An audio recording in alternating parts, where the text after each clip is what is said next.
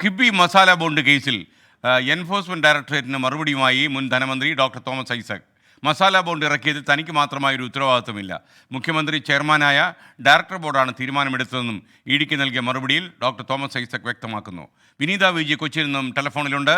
വിനീത, good morning. സുഖമായിരിക്കുന്നല്ലോ? പറയൂ വിനീത. Very good morning. സുഖമായിരിക്കുന്നു. സൂചിപ്പിച്ചതുപോലെ ഈ മസാല ബോണ്ട് കേസുമായി ബന്ധപ്പെട്ട് രണ്ടും മൂന്നും പ്രാവശ്യം എൻഫോഴ്സ്മെന്റ് ഡയറക്ടറേറ്റ് തോമസ് ഐസക്കിനോട് ഹാജരാകണമെന്ന് ആവശ്യപ്പെട്ട് നോട്ടീസ് നൽകിയിട്ടുണ്ടായിരുന്നു.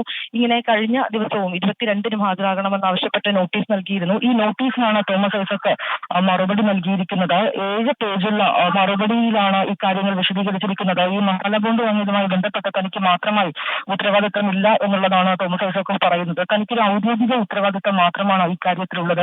ഇതൊരു ധനമന്ത്രി എന്ന നിലയിൽ ആ കാര്യങ്ങൾ ചെയ്തു എന്നത് മാത്രമാണ്. മുഖ്യമന്ത്രി ഡയറക്ടറായിട്ടുള്ള ബോർഡാണ് ഇക്കാര്യത്തിൽ മറ്റു തീരുമാനങ്ങൾ എടുത്തതെന്നും വിശദീകരണത്തിൽ തോമസ് ഐസക് വ്യക്തമാക്കുന്നുണ്ട്. Okay, thank you Vineetha Viji.